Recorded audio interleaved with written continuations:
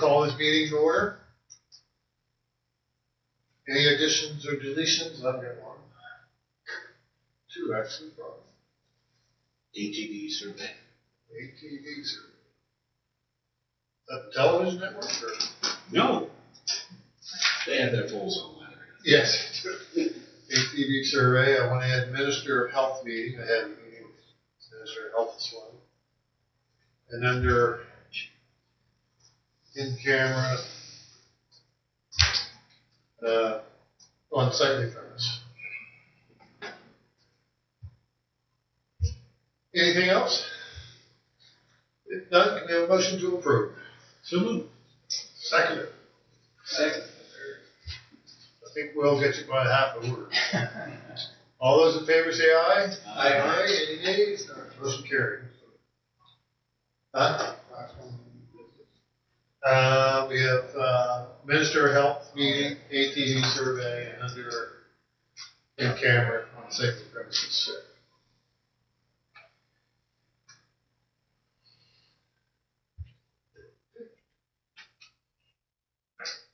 And motion not carried. So the meeting of June the 20th. Everybody had a chance to read those or read through them? So we have a motion to approve those. So moved.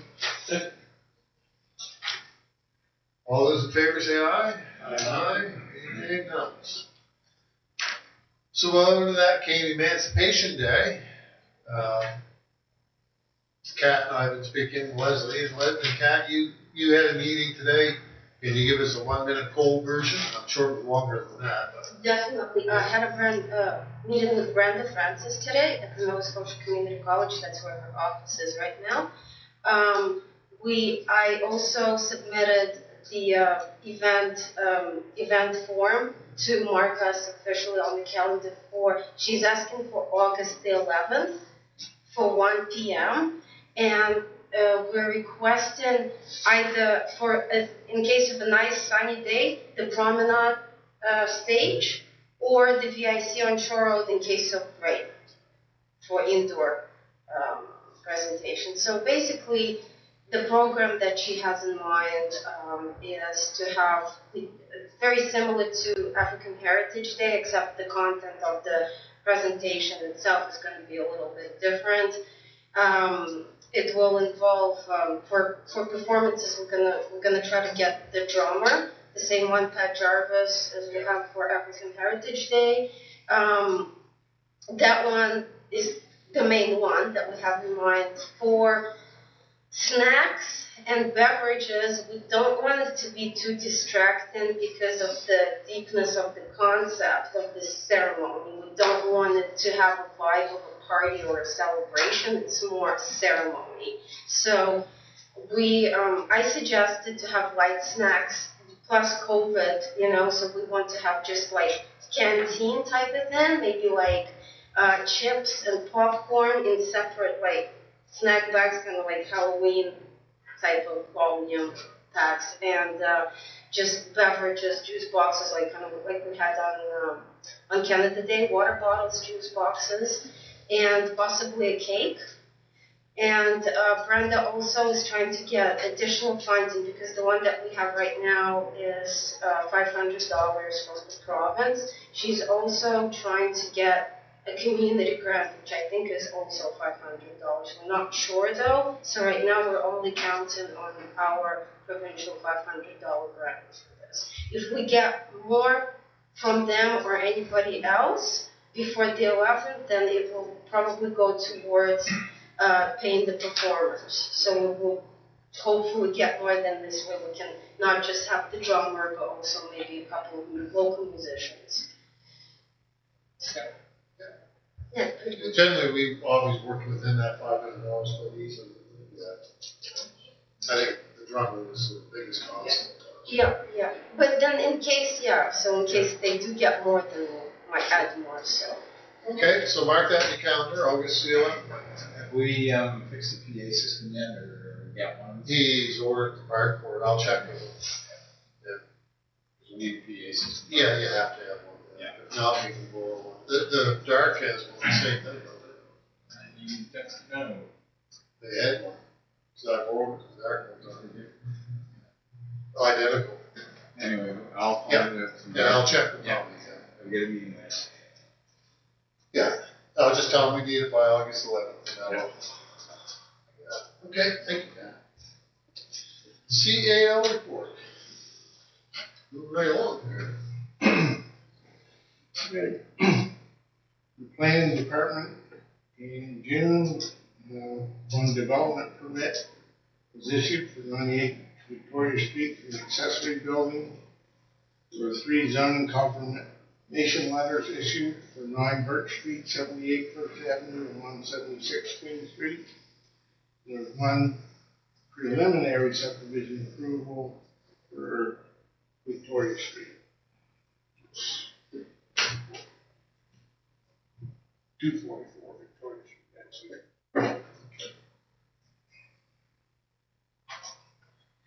Building department for the month of June, 7 building permits were issued, on Second Avenue, single family dwelling, 261 Shore Road, single family dwelling, 21 water renovation of a single family dwelling, 160 King Street, construction of a deck, 119 Fitzwilliam, repair to a church, 90 King Street, construction of a deck, and Victoria Street, construction of a garage.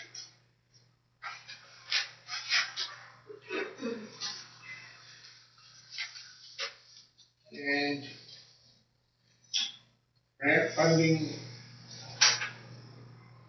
fire department, there was no report. And grant funding, the Director of Public Works made application to a code for funding under the Regional Economic Growth through Innovation Program, which has been approved. Because we kept confidential until a public announcement is made. The details of the funding agreement will be discussed in the executive session. And transfer station fire, so a fire broke out inside the regional transfer station located on the Upper Crossroad. Everyone is safe and it remains operational. And the municipality of Digby is assessing the damage and will be contacting their insurer this week. The cause of the fire is deemed to have been combustion. Means that garbage, this is about the 3rd fire that we had in that building. And so garbage will heat up and this causes, this particular one, I think it was you at the call. I think that there was more smoke than there was actually flame this time. So it was just smoke just starting to run. There's fans, I don't think the fans are on, so once the doors are shut, there's big exhaust fans on top. There's no flame as such, it's all just smoke. Like the operator says, it needs to be turned, rotated once in a while. Wasn't full either, so. Good. Any questions for Tom? And that was the difference, Tom. I was, while you were away, I was trying to do something in my house and I got told no. But it's great to see all this activity now that you're back.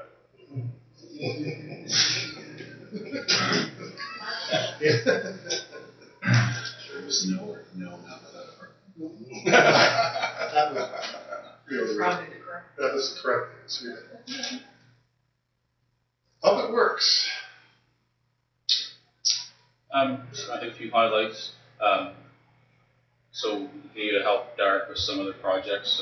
We were able to put a swing in for them on the playground, it's an accessible swing. And we did some more for public gardens for them, just to tidy things up. We've had some issues at Station 5, which is the first station down at Digby Neck on 217, Prince William Street. We've had many high waters there over the last couple months, and the reasoning is water coming from the fish plant. They're having, from what I can understand, they're having some mechanical issues there. Their pumps are sticking on, and it's constantly draining their tanks dry. And it's for both their pumps are running, and they're driving all the water to us.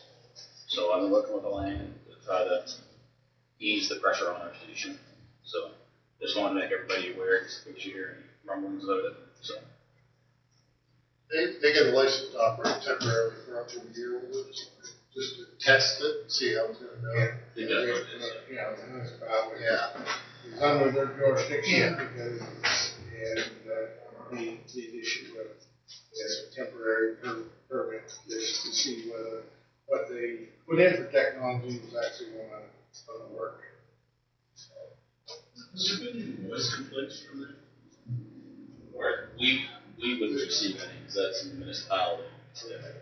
I've heard people complain. Well, I only wondered because we have recently been going to watch soccer games. And it sounds like a B-29 taking off when those refrigeration units kick in. It Wow, does. it's loud. Those, when they got those offers, they get Yeah. so yeah, they're loud. It's under building maintenance. So as you, town hall is getting really close to completion, as everybody can see. The 2 new doors have been installed in Public Works. We started prepping Birch Street for paving.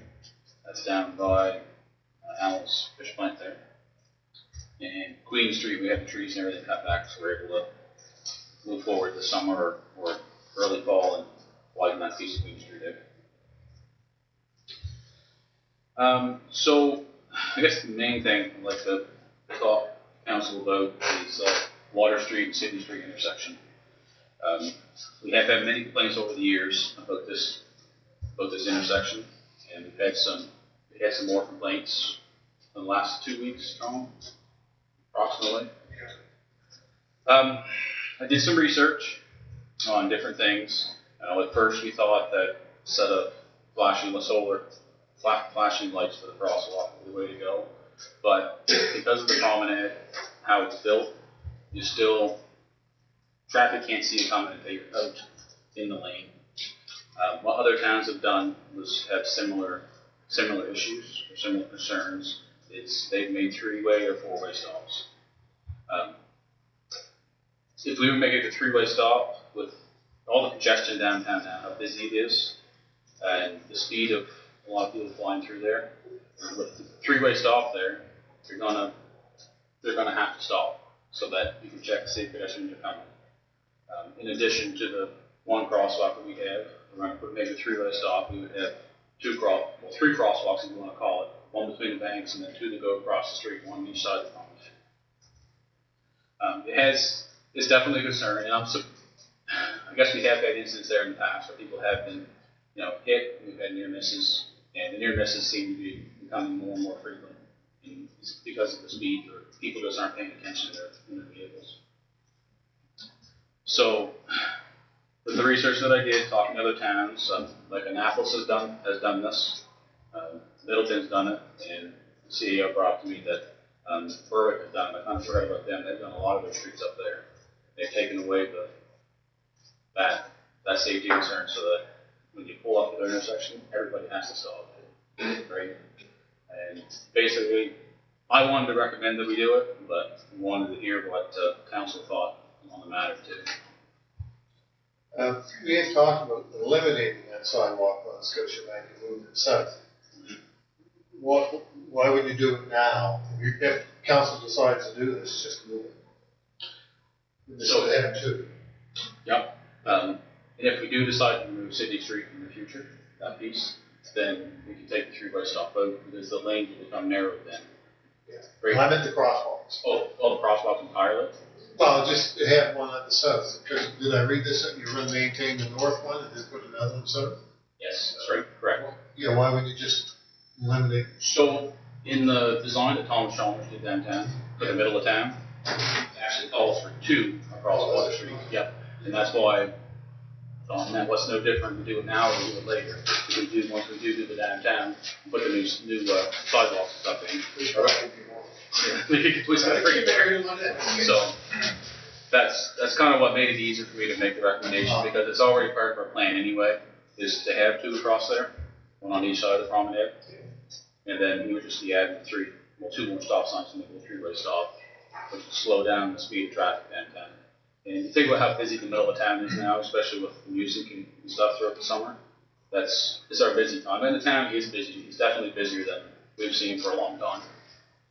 Maybe we're just not used to it too, because we had 2 summers of nothing basically, so, yeah. But Wherever you put the stop signs, they're gonna be really visible. we have to put at least 2 build-outs in, so that we could protect the stop sign. We already have hatched out areas there, on all 4 corners actually. So we're able to put build-outs in to put the stop signs in. Would that alleviate the problem that you have, Bruce, with the guardian truck pulling in the wrong way? That, and also, if you were to look at the cameras at nighttime, it's a drag strip. Downtown is a drag strip. Well, just look at And the that's cars. where, exactly. You know, and I was looking for those marks, Mr. Mayor, regarding the motorcycles on it. I haven't found them yet, but I'm still looking. But, it's a never ending, like, people just drive crazy. And it's like Ed said, it's gonna be a matter of time something's gonna be hurt. So Annapolis is also, with their maximum down to 40 now. They reduce their speed. That intersection there is, Annapolis, it's a good idea. They have here. Many moons ago, when we redid the promenade, we were supposed to move that cannon back, but the cannon was never moved back, right? So that's the biggest problem is the cannon, because you can't see people coming across it, right? Yeah, that is. So that's why hence the bump ups there. Yeah, yeah. I guess, one way, because you can't drive through town during the day at 50 kilometers an hour anyway. You No, can't. No. If you do, you're asking for trouble, but, it's, like you said, the guy speeding through town at night, that's probably not gonna stop them speeding through town at night. So would that create more of a hazard with somebody thinking, he's got a stop sign and I get here first, I'm going. Yeah. Of course, we don't have control over careless driving. That's right. And really, you know, the RCMP do make frequent trips down through town. And you can't say they don't. They do drive through town quite a bit. So they will catch people if they're gonna bump those stop signs. So just ignore it entirely. It's extra deterrent. It'll slow them down for a while. Yeah. No, you'll still get the odd idiot that story through it.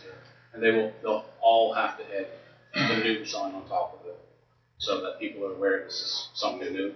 Because people are gonna have to be used to it. The one in Annapolis, took me probably, I don't go up there a lot, but it took a little bit to get used to it. We pulled up there because going to high school up there, you just drove through. And then all of a sudden, bang, it's there. It was a little shock, but it's no different than down on Pleasant Street, St. Mary's in Victoria, when you guys put that one in, right? Except we had a guy told us that he had to fight rock, paper, scissors to decide who's gonna go first. Yeah. So Still if Tom. you did that, would you take the stop signs at the top of your route? No. You'd still leave those, so you stop, you turn, you stop, you turn. Like we do get down the road and we do close off a piece of Sydney Street, then obviously we definitely remove some things. And over the top of those, taking the 2 stop signs out on First Avenue, just leaving the one on Sydney Street. If we do close off that piece of Sydney Street, actually. So, was there any thought of lowering the speed limit through town? We talked about it how long ago, Tom?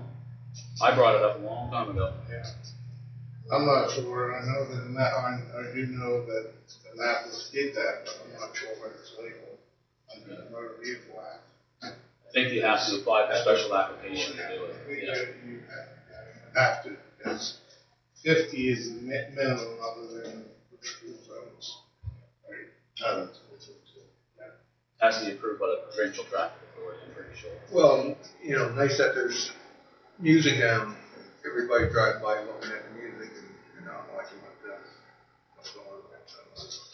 Could you approach it from, if you gotta go to whatever authority, can you approach it, this is first phase of a redevelopment downtown, so that's why we want the speed to be reduced and stop signs going up? Definitely research it. Because if you ever do the downtown, the streets are gonna be narrow, more pop-ups. And You gotta start training people now. yeah, what you said before about the speed downtown, when it's busy, try to drive 50 downtown when it's busy. Yeah. It feels like you're doing about 110. Exactly. Because everything's so tight, right? How come you want to go to a 3-way stop and not go right to making Sydney Street a port? So, obviously, making the courtyard, it is a major project. So, this is basically where we want to do this for public safety until we make that a courtyard, if that's what the council decides to do. And then we can relook at, do we need stop signs? Because then, by then, once it's a courtyard, the lanes are going to be shrunken. So people are going to have to slow down. They're going to have no choice, right? Or there's going to be. What's the status of the old rail yard? Is that not ours to use? It depends on who you ask. So it belongs to the province of Nova Scotia. It's under the care of Department of Natural Resources, or whatever they're called now. And we do have a letter of authority over the trail portion. Now, if you read in detail a letter of authority, basically any authority we have any authority over is the rail bed itself, not all the access. So one lane. Yeah, one piece of rail bed. 25 feet? 15, 20, something like that, yeah. We have 15 feet, 7.5 on each. Offset, yeah. But they own 30, no, they own more than In that. some places they are 100 feet That's right. wide. Now what the plan is 100 feet. I just wondered if you made that a courtyard and tried to tie that in. I guess we could pave 15 feet. Yeah. So, but when there's maintenance needed along the trail, right, technically they're supposed to be still the owners, and then they tell us, well, we got no money, so if you want to fix it, you'll have to fix it. So, The last one went. that's why I did sort of think that we should try and see if we can buy it or trade it. Trade. And that way we can actually do some maintenance and make that more of a parking area / trail through and not have to worry about somebody saying, well, you can't do that, what are you doing that for? And, Now, on the end of it, here, where they enter that roadway, which is owned by businessman downtown, are we crossing? No, I guess we're not. We can get in there without crossing his road, can't we? At this, his road does not come up. His road, it comes to a point. oh, is it? Okay. Yeah. It doesn't come right out on Silver Street. Okay. Yeah, there's a road line that's going. Because that was actually the old spur line down Yeah. before, right? So I just went in there and then branched off down that way. Have you checked with their traffic authority about it? Discussed it? Doing 3-way stop? Yeah. Yeah, we can do that. Yeah, they feel it's. Yeah. That's council's thought, John. Any other questions? It's gonna be one of those, it's a change, so we're gonna hear from people for a long time, because they're used to that's why I say if council decides to do it, new on top of the sign might not be enough, maybe a temporary yellow flashing light or something. Yeah. And Lights. Those are fairly accessible. Yeah. We bought along with that. That's With what, Berwick, wasn't it? yeah. Berwick actually put the flashing green light on top of the Yeah. stop sign, right? Same as what's down at the Racket intersection. The only thing, they put it on top of the stop sign. Yeah. And theirs are solar, so. Flash red. Because that's a big change. It is, It's yes. a big It'll change. be here, we get the sidewalks done, and the bumps put in and everything, we might as well start right now. And Well, that's what I said, and that's, the thing is, If we close Sydney Street to traffic, so to speak, then we can take all stop signs down and through traffic. yeah. What's your comments on it? Do you have a timeline when you'd like to do this? Probably, if everything went okay, we'd probably do it right after the Warcraft, I think. So, just look at the signs and make sure I get the flashers, and then We got to put a few pieces of curb in, so we would likely have them done before Ward Frank. So Well, do we want to give her a blessing, or want to think about it, or say no? I think we should do it. Yeah. To start. It's not gonna happen overnight, but, How would that affect Ed in front of the jewelry store where the handicap parking is now? So part of the plan for downtown, when the build-up come out, was actually was going to go into the handicap spot, and the handicap spot was going to push ahead one spot. So with all the build-ups and the full downtown was all, we got a partial one done. We are going to lose a few spots, but not a ton. So might be half a dozen overall for the town. And the build-ups is the reason why we're going to take Half a dozen on top of parking, the loading zones, plus this, it adds up. Yeah, it does. No, I agree, 100%. So it's not just it's not a parking zone, it's a parking zone for 15 minutes times 8 hours of business, right? It's Yeah, that's true. Yeah. And but a time since Bruce has been around, there hasn't been as many business owners and employees parking downtown. So there's been more parking stuff available, basically. So I just want to mention that would change, give us some spaces back that are tied up all day. You're not, just a little side, you're not enforcing parking because Digby Center. no. That's because I directed somebody there the other day, and they said, no, well, I'll get a ticket in. I said, no, we don't enforce. We encourage people to go there. Yeah. Or to the land that we don't own. The area where I cover for ticketing is past Beef Henley's, so that sidewalk there, and then up to Captain's Cabin. So that's the main business area. Sorry.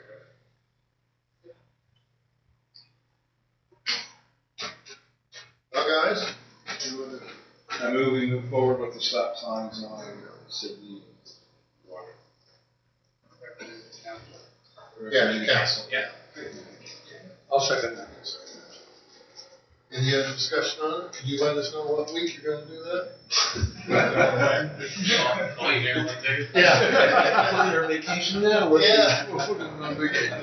Yeah, it'll be a dramatic change. Even up there back in the mall, that's people. But when I remind them that there's 100 people working inside, you come and go all over. This is. Might be a step to one way too. Yeah, some are doing that. Yeah. And you're right. Did you have any thought, Ed, if and when we ever talk about changing the courtyard, moving the cenotaph across the street into that to make that street straighter? We've never talked about it. Guess we've looked at anything such.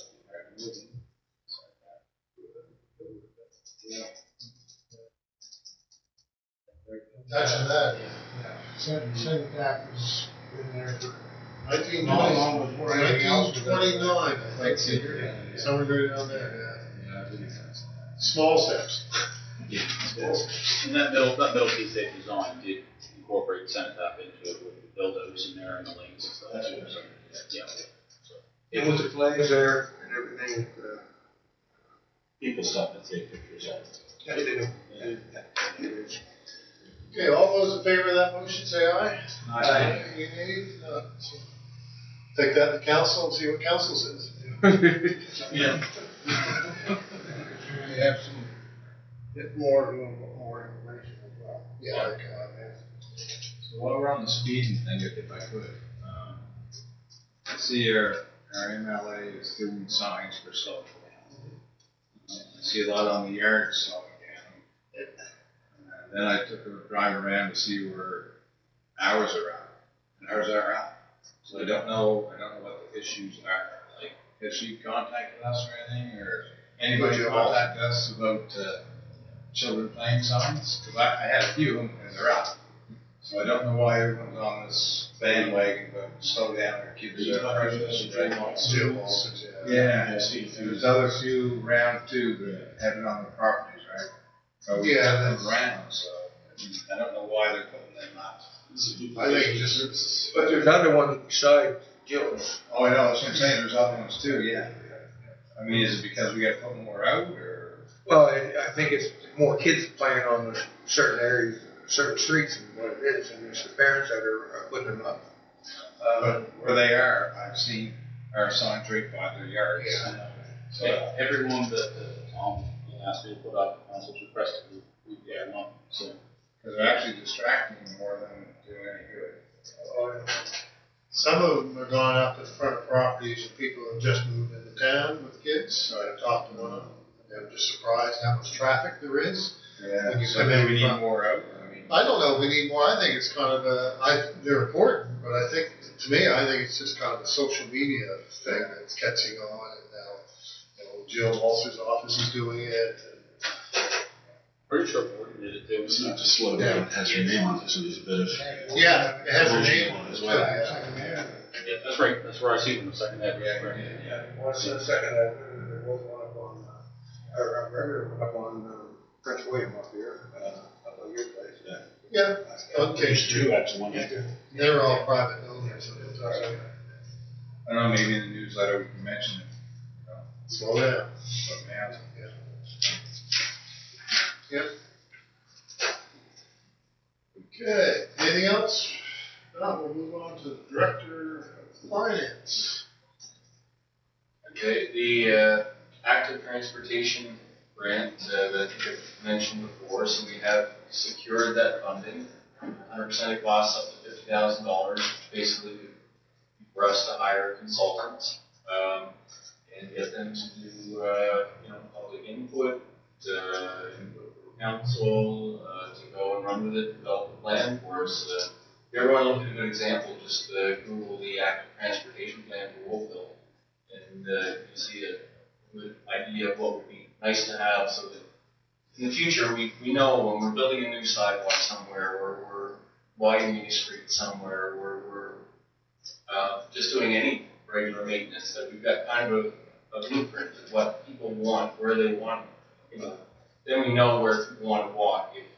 If Racket Road has been identified as, one of the biggest areas for walking, then next time we go to do a project in that area, then we look at that. Or, it'll inform any decision. We did a sidewalk on Victoria Street from the daycare over towards Street. If the active transportation grant, the active transportation plan that gets produced, had said, okay, that after it's done, our wish list is to have sidewalk setback, grassy area, and biking area, then we might have built it differently. So it'll help inform all these decisions and get us heading in the right direction. So be handing most of that over to Kat. So she'll be taking the lead on looking into that. I'm obviously working with her closely as I can, helping as much as I can, and get the RFP up next, and get a consultant in place, and get it moving forward. So, quite excited about that. It'd be interesting to see what the public says. We need to reach out to them, because I hear from sidewalk here, sidewalk there, that kind of stuff. Yeah, and that's the thing, we don't have a cohesive idea of what people want. And also in the application, there are two specific asks that we want to be ready for grants from AMO. One is, how do you get from the north end of the trail to the south end of the trail? Is it just going to be signage? Are they going to come up with a suggestion for some widening on First Avenue to complete the trail? My guess is it'll just say signage gets you downtown, and hopefully complete a sidewalk from the Visitor Information Center to where the south end of the trail begins. Be a nice connection, just a nice smooth flow. But whatever it comes up with, it's going to be an ask, and hopefully give us some pre-design numbers. So the next time a grant comes out for construction, we ask for it and we can build it. We have the plan that it did the public consultation, says, yep, this is what we want, and the grant's easier to get that way. And the other thing was, the other specific ask in the grant application is identify what we need to do about the erosion on the south end of the trail. Because we're within a couple meters of losing a trail and losing a force main. Looking management, obviously what we've had for meetings and meetings coming up. The terms of reference for the committee have been drawn up, or a draft has been drawn up. And at this meeting, I guess if we're looking for committee of the whole's consideration for any changes to that terms of reference, or recommendation to the council if it's okay for what they for what you like. So terms of reference are, I believe, page right after the statement of operations. So you might just scroll down a couple pages, and that's the terms of reference for the asset management committee. That's what came out of our first meeting. Has everybody had a chance to read those? Just looking for approval of those. Yeah, to recommend the council. Yeah. Make that motion to council for approval. It's a good meeting. Seconded that. If you read it again, find something that you can have a chance to bring it up at council. So we have seconded? Yep. Any other comments? None? Can I have a motion to approve? Take that to council for approval. We got that seconded. I guess all in favor, I should say. We've already got the motion. Aye. Any nays? No. And the only other thing, it's not in my report, but thinking of later on, still trying to find ways to spend the approximately $100,000 of Safe Restart COVID money that's sitting in our pot. One idea that was thrown out was, do we want to sponsor certain swimming sessions? Can we, or some other type of sporting activities at dark? Can the town say, we're going to pay for swimming for seniors to do that session? We're going to pay for the Saturday sessions, or whatever sessions they have. I think everybody in the room knows how vague the guidelines are. We've looked at them 6 times. They basically say, have you spent money to help mitigate the problems of COVID? If so, they're eligible. Have you lost revenue because of problems of COVID? If so, it's eligible. In this case, I guess we could say the argument would be people need to get out, they need to get moving, people's mental health has been affected. We want to encourage people getting out the door. Other places like Annapolis Royal are doing free swimming. We could do this. All they have to do is keep a counter of the number of kids or people that go swimming and the rate, tell us at the end of the season, and we write a check to DART from the fund. Just a thought. Anything we can do with the theater group, get the theater going. That's always been an issue with the theater for rental and stuff. Are they putting on anything that we could maybe pay? The biggest hurdle is the fee, because there's a lot of money up front. That keeps people out, culture, and maybe we can give the theater group some money specifically for that. The pool is outdoors, and you're in chlorinated water that kills viruses. I guess that was how we were thinking that it gets around we're not going to pack people in a room for theater, or we think of the outdoor theater. I don't know. No, it's indoor. But indoor, I'm a little hesitant about using COVID money to bring people together and gathering indoors. When they gave to the Sydney Theater and everything else, so What's that? Province gave money to the Sydney Theater, Vice Bay area, the Savoy Theater, so. That's COVID. Yeah. Okay. Yeah, I think that because they were hurt. Yeah. We entertain using the money to build a permanent one-time washroom facility. We can't use it for capital expenditures. We can't build anything. I had talked one time with the town of Annapolis about having a Ring the Basin music festival, just post-COVID, outdoors. And They the were Pines, interested at the time, that kind of year.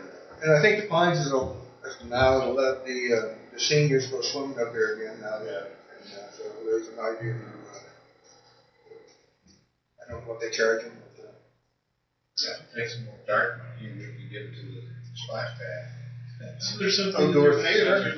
there about trying to groups and organizations which have lost revenue. We can't give it to groups and organizations that have lost revenue. Senior Safety can help other organizations that are helping people with regards to COVID, but ours doesn't allow us to hand it to third parties. Ours is pretty specific to municipal costs and revenues. So we couldn't I mean, really tap. senior safety money's pretty well spent too. Yeah, we couldn't, yeah. I was gonna say, we technically can't give it to senior safety to give it away either, right? No. What's some ideas for the next meeting? So we got this money. So is that one that council thinks is too much on the edge to? They didn't give I us, honestly they don't didn't know. give us any.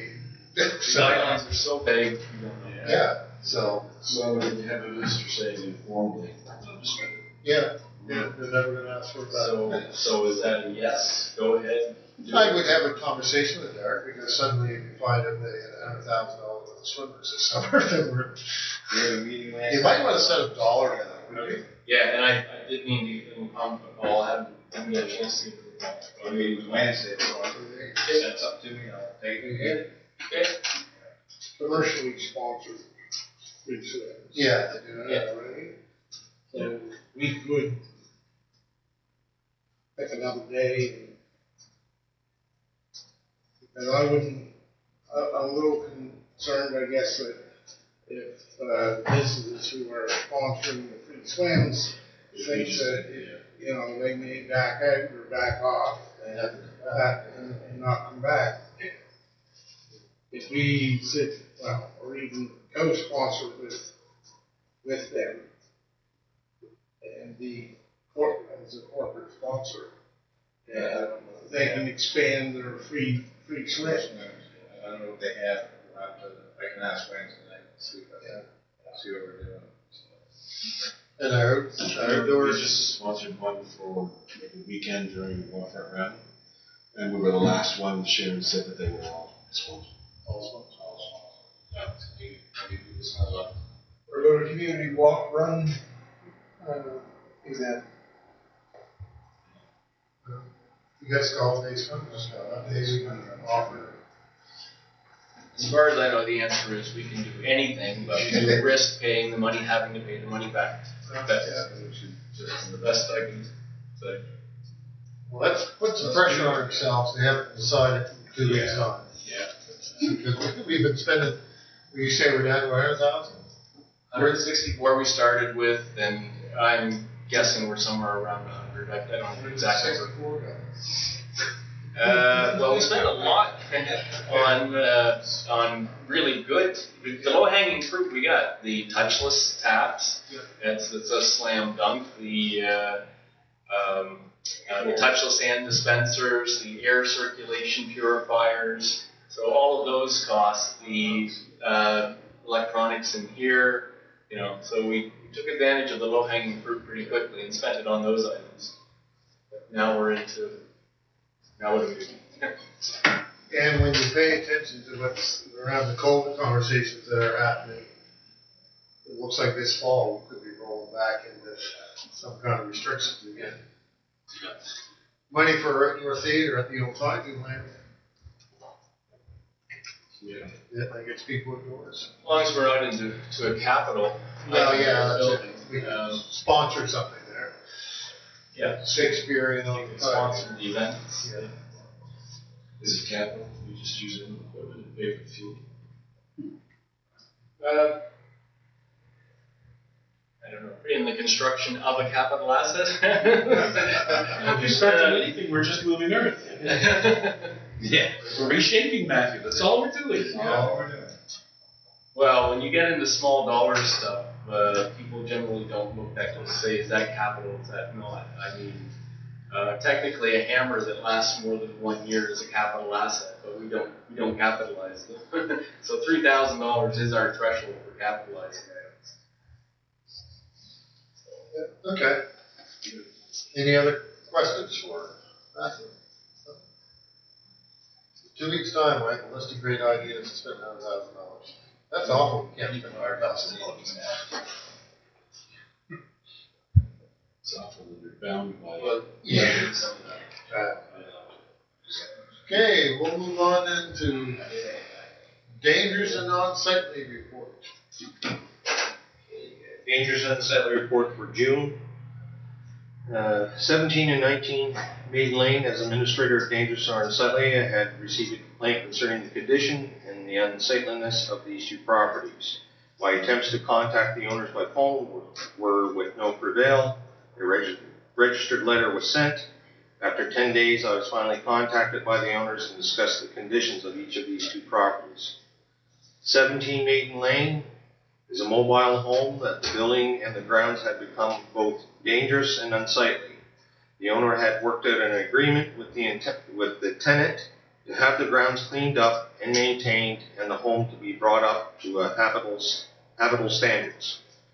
The owner had asked if this property could be monitored by myself on the progress of the work that is to be done on this property. The owner has given the tenant a time frame to have what has to be done to bring this home and property up to a decent habitable standard and maintained. The time frame that was agreed upon between myself and the owner was until the end month of August 2022. 19 Maiden Lane, the owner had informed me that he was in contact with a contractor to have the grass around this property cut and maintained throughout the summer and fall.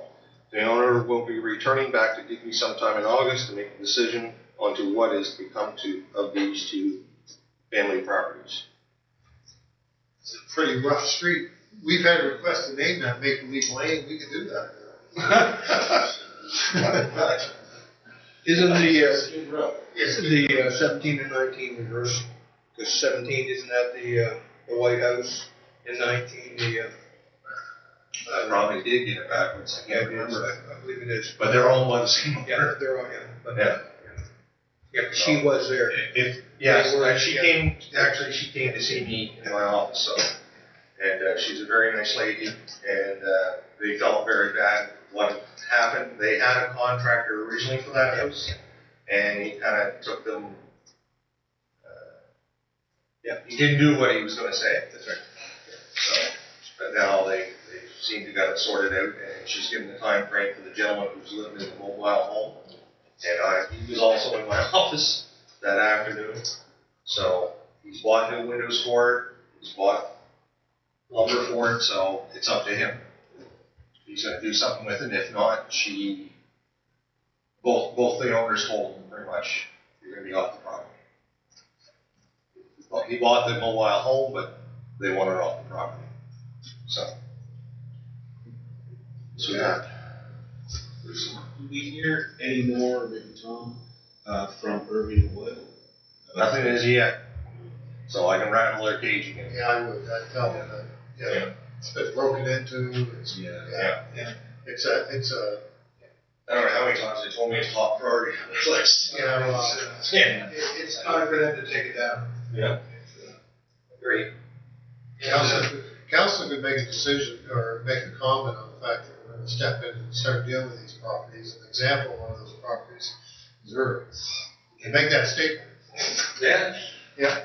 I just walked by the one in Wolfville, that was a gas station that the town took over, turning into a park. Just walked by it yesterday, and they did a really nice job of building up and creating a park, not digging down and creating a park. Yeah. Beautiful green space. And missing opportunity right now with everything being stripped from the wall parking lot. They've had lots of free material. The 10 Carlton Street, is that project still going on? What street is that? 10 Carlton? Yes, it is. It is going on because With it seemed Alan, to have stopped. Pardon? It seemed to have stopped. I know they fired somebody else. They fired somebody else. Okay, so what I was informed was it was ongoing. They were in the process of turning that into for the migrant workers. They did clean up the fish tub up in the front, and on the side of the building, still on that area, stuff piled up. Okay. I'll get on to that. It's at top of Fisher Road. Okay. Moving on to protective service reports. Protective service report for the month of June. CCTV. All 16 cameras are up in full operation. Record patrol for the month of June. Total 5 tickets issued, 4 parking violations in one morning. Dog control, dog bite incident had been reported and investigated. Person that had been bitten had only been nipped, no broken skin. The owner had been fined for non-registration of the animal. Dog has since been registered and required to be muzzled when being walked. The animal control officer reported 1 loose dog, which was captured up by Josie's restaurant. A young male lab shepherd mix with a perimeter collar, no tags, was impounded. The owner later found a resident of the municipality. The animal control officer received 3 other dog parking complaints. You can give my office number to file the complaint. 1 I had received, the other 2 I hadn't. Crossing guards, obviously schools ended for the year. Solid waste management, nothing to report. Taxi licenses, 1 operator license issued. And bylaw violations, nothing to report. Stand in my report. That taxi license issue, did have a new license to the individual? Yes. Yeah, there is a good tax.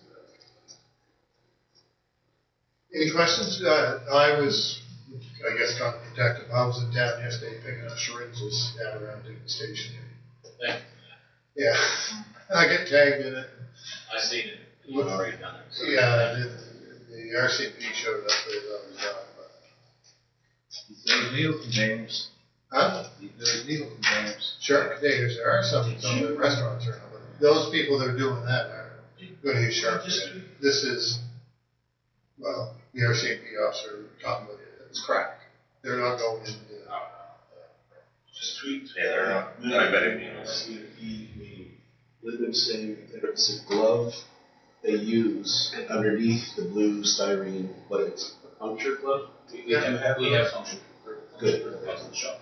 Yeah, I talked about that with the RCMP member. This member's buying around $100 a pair. It's just, there isn't money in their budget to do it. So I got thinking maybe find some money somewhere for to buy those gloves. Because she said we're picking up more syringes all the time. COVID. Well, that's buying something. Yeah, it's not. Not capital, it's not a free Not capital. I had Digby Salvage contact me in regards to their guys going off picking up a bag with needle through it. So I told them not to, and just contact me so that way I can contact the building owner. Yeah, you got if you're on a needle, the drugstore gives you a sharps container. The RCP had one in their car. I had mine. I've seen them down in parks, like Gilbert's Cove, for example, that tiny little lighthouse there. Yeah. They have it, like it's caged in, it has a little lock on it, so that way nobody can take it and fling it anywhere. But it's accessible, and it's attached to the garbage dispenser. People who use things like that are not apt to use a properly disposable container. No. Yeah. No. Yeah, that's So in the other room, yes. It's the poor soul who comes out after. And it doesn't look good around town having a bunch of those. All over the place, no, but it's still over. When you're that couple, I don't see an issue with that. Yeah. Well, the sharps containers that the drugstores give out are designed for outdoors. Yeah, you'd have to buy a commercial. No, it's actually the same sharps container I have at home. Plastic, the yellow Plastic, Yeah. but it's in a cage. Yeah. Galvanized cage with padlock. Something to look into. Maybe a drugstore will sponsor it. They're just, it's kind of a sad commentary though. We're gonna start hanging sharps around. Yeah. Maybe you can check it out. We'd like to see a precautionary some way, because, you know, we're in the day and age that you're gonna see more and more of these around. Yeah. Unfortunately, it's not only our town, it's No, it's not over that. Okay, any other questions for Bruce? Community Development Coordinator. I gave you a minute last time, you took 2, so. Okay, so I've got a couple of sections. The first one that I will cover is the Visitor Information Center HR management. So I prepared the monthly schedule for all VIC employees, including the new students, entered and submitted with the payroll. Welcome to summer student employees, Brianne Cummins and Katie Gilliard, if I'm pronouncing it right. On July 4th, we all met and spoke to the local MP, Chris Dunkermont. All of the VIC employees participated in special training that was provided to us by the LGBTQ Chamber of Commerce, and it was LGBTQ2+ customer service training. The importance of the training was highlighted by the Chamber of Commerce because the sector, the LGBTQ sector, is an important contributor to the tourism industry, so for economic development and such. VIC annual quality standard inspection form has been completed and emailed. Summer jobs paperwork for both students has been submitted by Leslie. With two Leslie and then submitted by Leslie. I went over the job description with all employees and made sure that they agreed to the terms and their duties. Students requested a field trip to improve their knowledge of the neighbor community in Annapolis, Florida. There were some suggestions coming from the two supervisors of the VIC, and I proposed a draft about the accessibility improvements to the VIC. I mentioned during our team meeting that the doors at the current VIC, the front door especially, is not very accessible, even though there's a ramp. It's not an automatic door, so during times like when there's a lot of traffic, people come in and it's left open and it's just like flipping there. And when we had a van coming in with some people with disabilities, it was like a very tight parking lot and they couldn't even, it was hard for them to kind of go around, and especially when there's a lot of big crowd there. So it's an issue, and it gets really crowded there, so it's hard to kind of maintain the new normal, new COVID normal, due to people coming in just to use the washroom, and they're coming through the main room and kind of taking up that space. Well, so there was a suggestion that maybe if we could consider making entrances outdoors and such. So something to look into. Or another suggestion was to kind of maybe move the current VIC to the shore road possibly while there's improvements to the building. So this suggestion came in.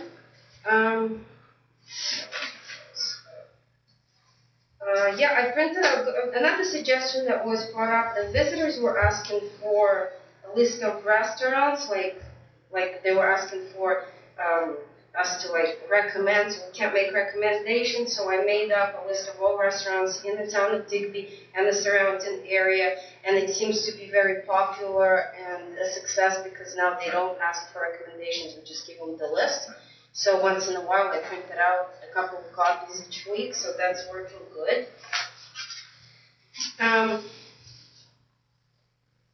We refreshed the VIC Facebook page a little bit more. The summer students are keeping it up with daily posts and resharing local attractions and other posts from other partners such as Digby Recreation and other posts. Another section would be office administration assistants. I've been training to assist as a backup office administrator with duties such as entering and processing bill payments in Minisoft, answering main desk calls, especially when Leslie's not around, and forwarding to desired line, providing first point of contact, line services, etc. So front desk. I'm also studying past reports, minutes, agendas, packages, HR policies, etc. Whatever we need to know as employees here. Now, the main section that is grant research and community development. So this month I've been prioritizing and focusing on the immediate grants available at the moment, assigned to me by Tom Ossinger, our Chief Administrative Officer. So the first one is Turning the Tide Community Grant Program, which is available right now. The grant maximum is $4,000. This grant is designed to fund local projects that will strengthen our community. One of my proposals is to invest this money to start a community fridge, a program that has proven to be successful in Charlottetown, PI, Dartmouth, Nova Scotia, and Halifax, Nova Scotia. So community fridge, and the first time I heard about it was on the radio, and people in the governments are praising it and says how well it works. Basically, like, to differentiate between the food bank and soup kitchen, for example, it's kind of an extension. It's made for everybody. So anybody in the community who, for example, doesn't have lunch today. I know it might be usually popular with teenagers, because some of them are too shy to go to the food bank or ask for help. So basically how it works is you take a sandwich, for example, or ketchup or mustard, and then come back and replace it. Or you just take it and somebody else kind of donates when they have access. So that's one of my ideas that could be considered for this particular grant that has been proven to make communities stronger and has very good reputation in the media.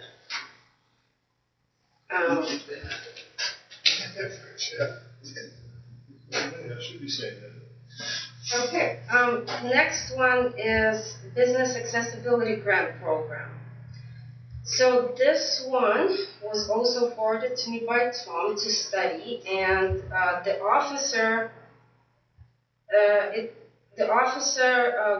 provincial program officer, Wayne Metzen, asked us to create awareness among local for-profit businesses about this grant, because it helps them improve everything in regards to accessibility. So starting with wheelchair accessible entrances, washrooms, etc. Also not physical, such as making it a more friendly environment for their workers that have disabilities. So it's very broad range of support. So what I did was, because I'm new to the community, I took advantage of this task, and I went kind of door-to-door style and met with the local business owners, especially those who visibly I can see, don't have a ramp, don't have a wheelchair accessible entrance, etc. And I prioritized those parts, tried to cover as many as possible. And I printed out a handout for them with brief information about the grant, what it covers, and Wayne's, the officer's contact information. I double-checked the contact information in response to request from Deputy Mayor Bartlett, because he asked me just to double-check because there was a business that approached him about it. So everything was confirmed and everything is good. So Wayne was aware that we reached out to our community as much as we could about this, and I encouraged them to apply for the grant because the deadline was, I believe it was July 20th. Yes. 29th. Yeah, July, sorry. There's so many things, yeah. So hopefully people took advantage of that. Okay, so next section, VIC on Shore Road development research. So I kind of spent a little bit of time researching grants and brainstorming on the development direction concept of the renovated Visitor Information Center on Shore Road.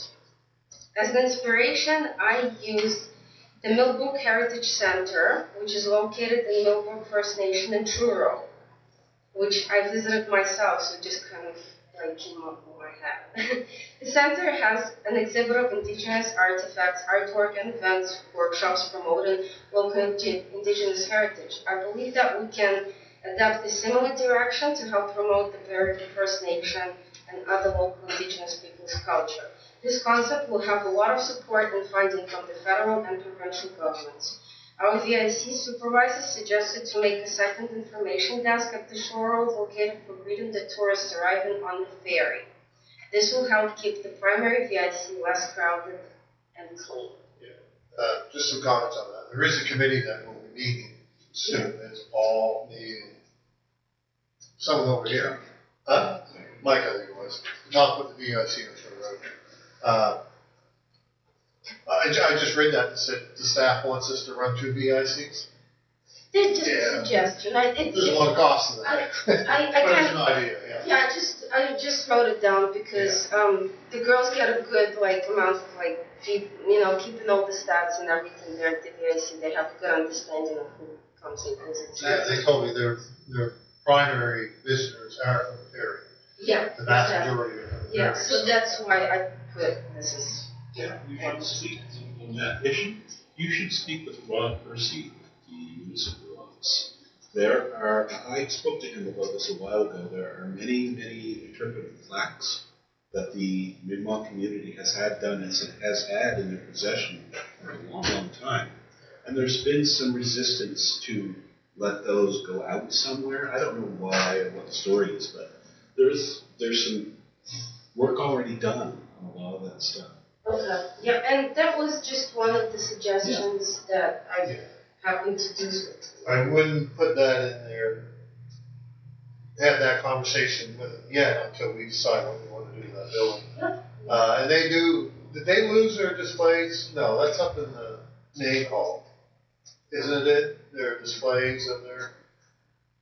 Well, there's some stuff in the cultural center, but all the good stuff is gone. Gone, yeah. So they had a cultural center at the Bear First Nations where you could go and visit, look at their artifacts and So stuff. they do have one section where you walk in the board, but Yeah, that's sort of that. yeah. Yeah. Yeah, no, good. Okay, so another grant that I've been starting to research was already mentioned by Matthew, is Active Transportation and Infrastructure Development Planning and Research. So, as I said, Matthew Raymond, Director of Finance, forwarded me the approved application that he had submitted for Active Transportation Planning, along with the supporting material. I started studying the package and will be ready to assist with future work on this project. Events and communication. So, Joe Casey Award ceremony, I helped Leslie with preparations, food, shopping, flowers, table arrangements, putting guests and taking photos. Canada Day celebration, I volunteered just to help out with the barbecue, took photos of the event. Networking and follow-ups. So I followed up with the LGBTQ2+ Chamber of Commerce. After our LGBTQ customer service training with the VIC staff, I decided to follow up and request more information in regards to promoted by the Chamber of Commerce Rainbow Registered accreditation, which they are promising will help communities, municipalities, and businesses promote themselves as a safe and inclusive tourism destination for all, including the people who identify as LGBTQ2+. Statistics shows that LGBTQ community is a large tourism consumer sector. Our town will definitely benefit from this accreditation if we decide to go with it, not just from social but also economic development perspective. However, I did also find out later when I started researching it, there would be a fee for the accreditation. So, and I believe it's like $600 or something, which they mentioned afterwards. I reconnected with Tri-County Women's Center, reached out to the organization in response to their past invitation to the annual general meeting, made them aware of my presence at the town of Digby as a newly hired community development coordinator, asked to contact me in regards to future events, proposals, and community engagement. And I did the same with Digby Family Center. Another person that reached out to me was Catherine Winkler of the #1792 project, and she was asking for support from the town of Digby with creating awareness about the hashtag 1793 project. As discussed, the possibility of them being a guest speaker at our emancipation ceremony. If we get a chance to organize this event, at that point I wasn't sure. Catherine replied saying that they will try to find a representative for this role. She's not available herself because she's going to be attending Emancipation Day somewhere in Ontario. Don't remember where Did you exactly. discuss this with Brenda Francis? Um, Generally, they always bring the speakers in. Yeah, the thing is, when I was writing this report, like Catherine Winker told me she'll reach out back to me if they had a representative. They haven't. So maybe she doesn't really have anybody for Emancipation. I think we might have somebody too that would come out today, and I'll mention to Brenda. No. So I don't think they will be involved this year anyways. So she will follow up via email in regards to other methods we can utilize to support them with their goals. And again, they haven't gotten back to me about that yet. And local for-profit businesses in town of Digby, as I already said, I promoted and gave out information in regards to the Accessibility Grant Program, and just also use that as an excuse to network. And that's pretty much it. Should be a burden for a lot of businesses. You have to do it, but it's. Not too much. I spent a day or two like just working on it, and it wasn't too much. No, I'm just the cost of them making their buildings accessible and doors and all that's going to be a challenge for a lot of those downtown businesses. Okay, any questions for Pat? The VIC, 1971, they closed the VIC here in town and took it out on the shore road. And they were going to use that VCI building for town offices and stuff. The Board of Trade is running it. I have an article too. The Board of Trade. And that's how They got back. When they got back, I don't know yet. Yeah. So I think in the article I read, the Board of Trade came up. That's how we ended up with the topic. Yeah. Well, we'd be involved again if we used the Shore Road VIC, but then made that a public washroom.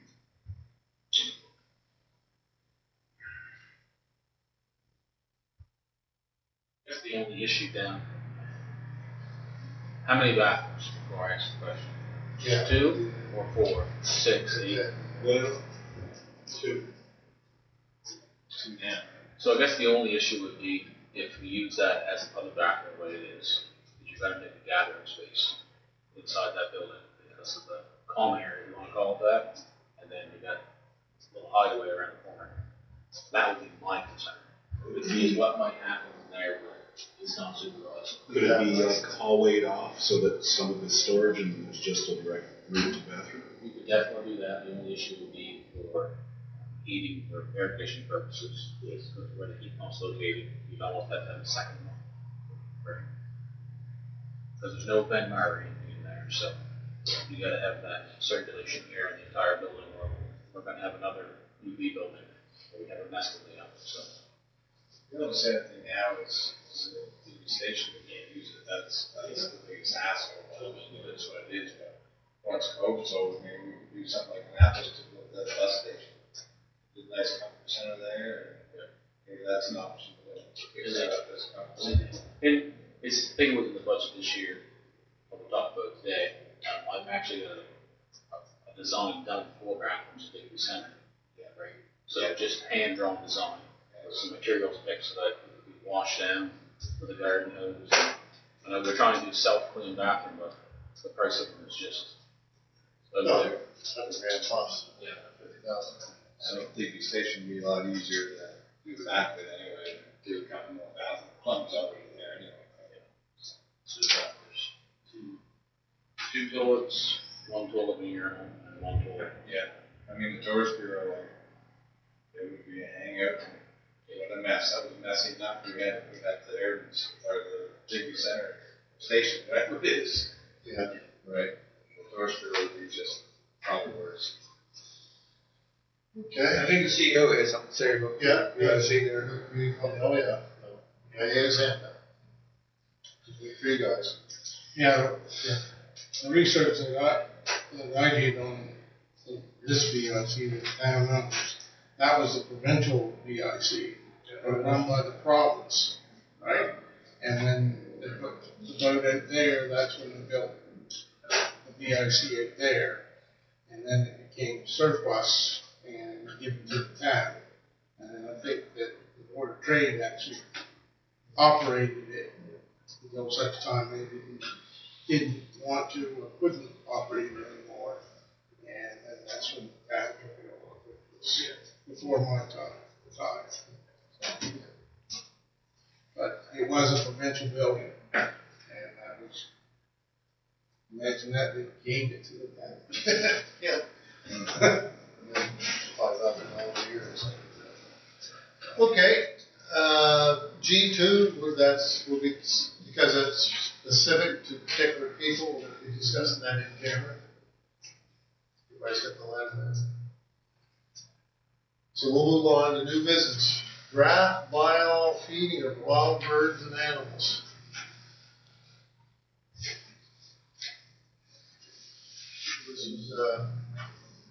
This is the second time we've seen this? First time. The second time around. Yeah, that's the second time that we talked about it. This is the first actual draft after doing some research. It is basically tailored after the town of Toro's bylaw that they have. We just, I guess, beefed it up a little bit and added some things in it that they didn't have.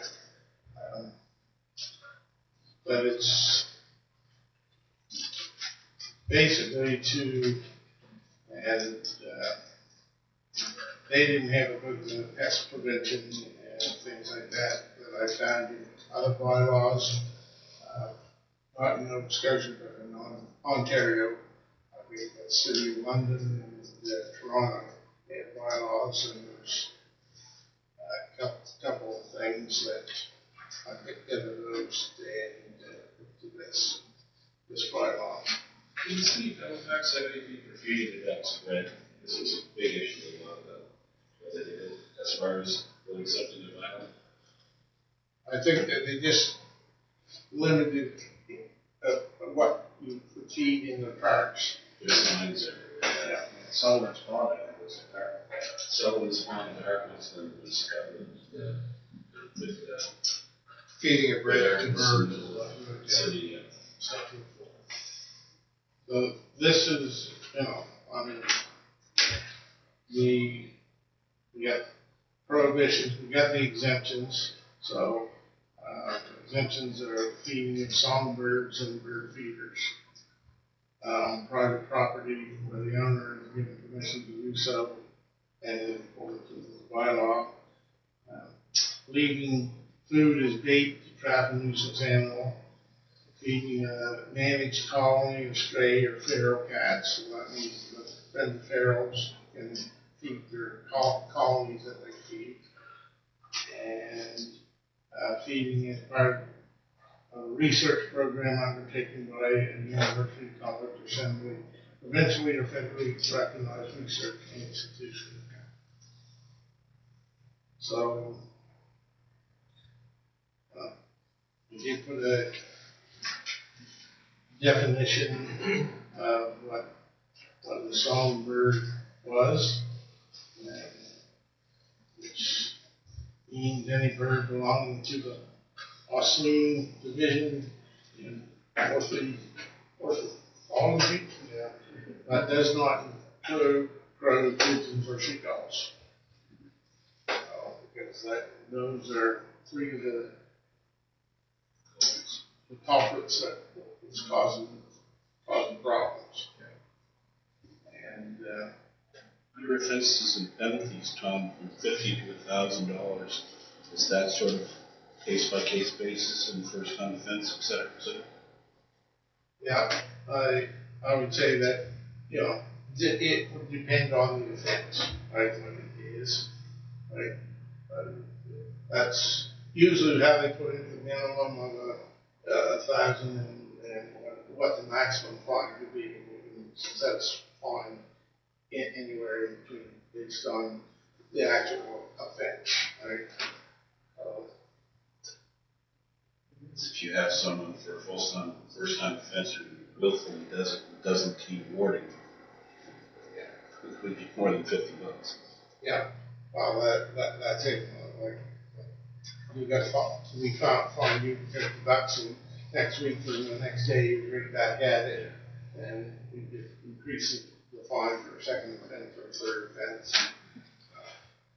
But I think that every time we have something brought up, we run it into a bylaw, put a bylaw in place. But I think it all evolves around education. In regards to feeding birds, Audubon, all them said we have to do it, but they have lists of how to do it properly and all that. Yeah.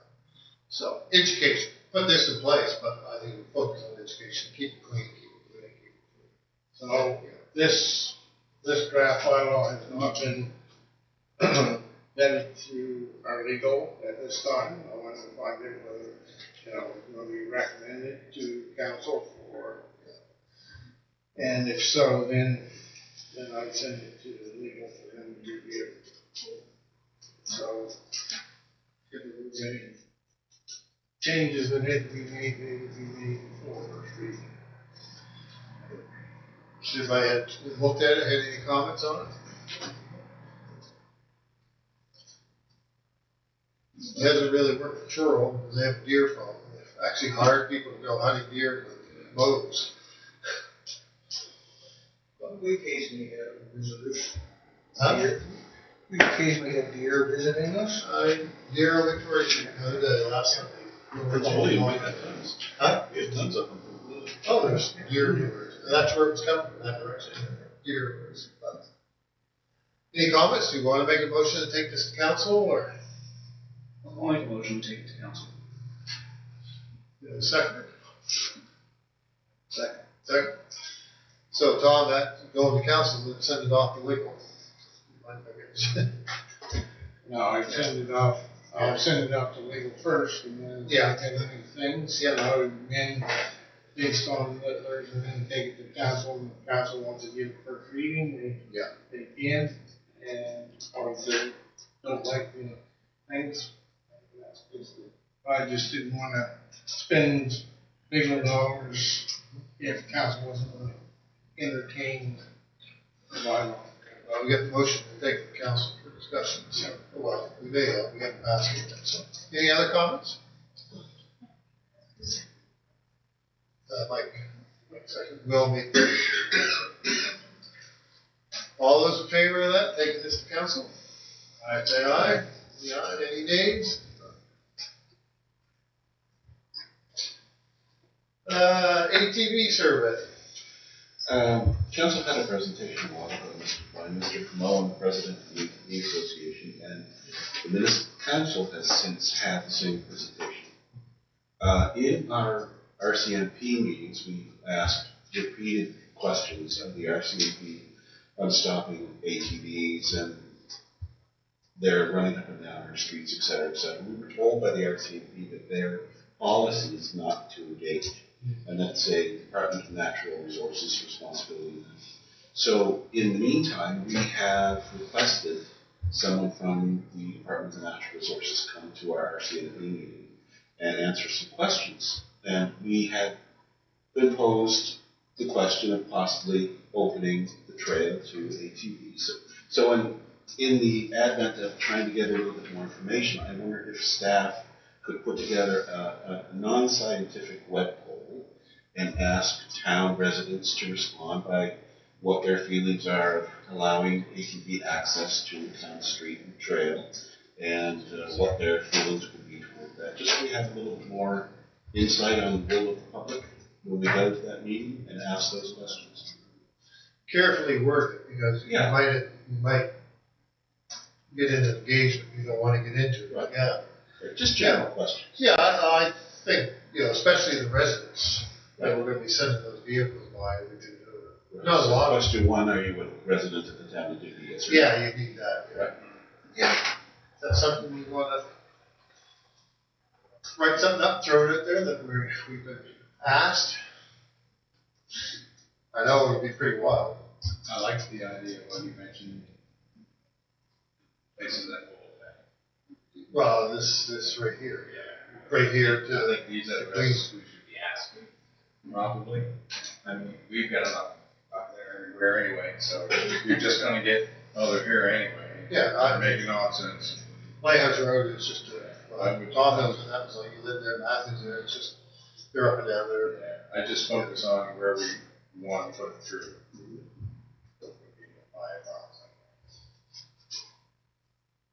Yeah, although the public in town. You still get input, but. has- Well, yeah, and, you know, considering if they get to go through, they're gonna be going to the trails that are going up through town, so it's probably good to include The trails are already open to them. Yeah, that's right. Yeah. But we might get more traffic going all the way through if we actually create the link a whole route, so. Yeah, I had a complaint given to me, somebody on the trail over here, and they said it's not the 10, 15, 20 ATV, because they're respectful people, and they're coming up from the shore, you can tap your back. It says it's the same one or two, off of wheelies when they come across there, and a dirt bike. They said, we don't mind the big groups, because they're just cutting along and behaving themselves, yeah. So, We have, I think he lives beside, or somewhere close to you. I think he drives down Prince William Street at 2 o'clock in the morning. Yeah. Full throttle, I mean, it's loud, it's dangerous, you know. And then in the middle of the day, on a Saturday afternoon, the kids are up there. might be one of the parks over here all day long. Might be over here, all they work summers. Yeah, it's something, is that something we should look at designing, a little web question put out there, especially the residents of First Avenue? It would be nice to have a question in there too. Would you like to see the DNR have more splash acts in the town? Around the town, I mean, that's a no-brainer, but splash have more information to go back to the DNR saying we have a large part of our population would like to see, you are an invisible force. Yeah. And we would like to see you. Only once, at the end of that Victoria Street, into that trail, I went by, and there were two DNR, and they had seized 4 doors, because they didn't have plates or registrations. Yeah, I think you just mentioned one of the important things, if DNR can easily stop every single one that doesn't have a plate registration or insurance. When they pay for the plate, they're paying part of the fee that goes into the trail maintenance. Yep. And those grants are available to us. So that's really important. And that kind of bothers me when I see so many of them with no plates on. No plates. Not paying their share. Nope, using the trail. That's really only when you see those one or two flagrantly violating all the rules. Yeah, very few. When it's, you know, one bad apple, like, so, they're so respectful. It's really annoying. So is that something, Tommy, you think of drafting up some kind of? Yeah, draft, something. Yeah. Yeah, it's a good idea, so we don't know the numbers. Maybe we a survey monkey or something like that, puts it online. Yeah. I mean, basically, you might be able to set it up, if they click, that no, they're not a resident, then thank you very much, and Yeah. close it out. If you are a resident, maybe give us your civic number. Yeah. Just an extra layer of, Yeah. yes. I have another link, Tom, too, that will allow, it will identify the IP address, so you can only enter it once. Yeah. It'll kick you out if you try to. Not mine. I have a use Tor. VPN that's, Huh? have a VPN tracer. I use Tor, can't even track that. Tor, T-O-R. That's the web, the dark web. Anyway, okay, with Tom, we'll think about that, design something. I had a Minister of Health, I had a meeting with the Minister of Health this morning, I was invited to Matthew Ross, Deputy Warden. There were other people there from Board of Trade, Hospital Foundation, Community Health Board. So she made a presentation and really spoke again about what the government's trying to do, finding doctors and nurses. They need 1,500 registered nurses. They need that many doctors. One interesting comment she made that I picked up on was, we're not going to be able to do this without private industry being involved in changing healthcare in the province. That's not a popular subject with a lot of people, private enterprise offering healthcare services. She said, we're not going to be able to fix it unless we have them involved. So, be interesting what comes out sooner than later. So it was just an answer, a lot of the questions were from people that haven't been aware of what's been going on in healthcare around the town. You know, how come we can't get any doctors? How come you don't offer any incentives? The province has $150,000 on the book for a doctor that wants to come. But it's not money. It's not money. The vast majority of doctors, she said, is they want salary, they don't want fee for service. The older doctors want fee for service because they have 3,000 patients. The newer doctors have 1,100 or 1,200, so they want salary, not fee for service, or a mixture. So that was the highlights of the meeting. It wasn't anything new to any of us that have been digging around trying to attract doctors to the area. She recommended a community navigator, part of it. That's being advertised now, so she wasn't aware of that. She said they are working in other communities. So that was it with her. And I had to pay for my own breakfast. I don't understand why the province hasn't used the power of income tax. They closed so many loopholes for doctors in their own practices. Yeah, you can't split income, you can't do none of that now. No. Don't want to do that. Okay. I got a couple little things I forgot to mention to Ed.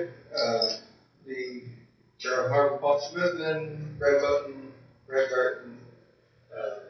banners are up and the notice, that's comments on it. You go to Vice Brad Burton? He's aware it's there. I have a picture of sent. Yeah. So am I. He says, Mike coming down for his ceremony? I said, well, I'll find out. Yeah. He's going to be down soon. And I forgot to ask, our artwork. Do we have any update on that? I asked, I don't know if Tom's asked, but I asked, I'm gonna talk to him. yeah. No, I just went and asked. Two things, I'm glad you brought it up, because apparently there's some work that needs to be done to the building. Roger said to me, nothing much, but, there was a debate between polishing and not polishing it. Hey, turn the camera off. Nope. Anyway, I had that conversation today, because I asked, I said it was gonna be up by the end of the So day. you have information that we don't have? Tom kind of knows too, I told him, but Yeah, It's basically the polish or not polish issue. exactly. They tried That's polishing it, and somebody wasn't happy, and they tried different pads to try to bring the streaks out of it. Anyway, it looked fine to me, I seen it. I put it up, because once the sun hits it, if there's a streak in it, you ain't gonna see it. No. So, And that's my conversation I'm gonna have with, I had a conversation with the guy that built it. I'm gonna have a conversation with the other guy, say, here it is, June what's today, June the 8th? Huh? one of the builders is happy with it. Yeah. Let's get it up and, It's a nice always piece. around, always been back in the. Yeah, it's a nice piece. So, It is, yeah. See it. Sailing the seas is gonna be over soon. If you can get it up, it would be much appreciated. So, that's all. Both of them. Both the other one is supposed to replace the siding doors. Guys booked it yesterday. Just like to know if we had written the check for it when it was supposed to be done. The check would have gone stale long before. 3 years ago. Yeah. Fortunately, Fortunately, maybe grand. Yeah. Okay, Oh, my. moving, I guess that's the last thing, that win camera. For it anyway. Do we have motions to win camera? So moved. Will, second? Second. All those in favor of us going in camera? Aye. Last win camera. Motion to decline the sale of the property on Church. Pin number, yeah, slide in the pin number. Second.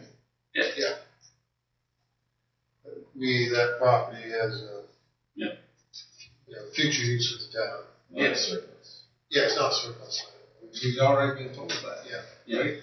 Yeah, well. But that's what you've seen. All in favor of that motion? Aye. Aye. Okay. Now we have motion to adjourn? Did that one have to go to town council? Yeah. Yes. Yes. Yeah. Anything out of here has to go to council. We're just a committee here, so. They're Yeah. Motion to adjourn?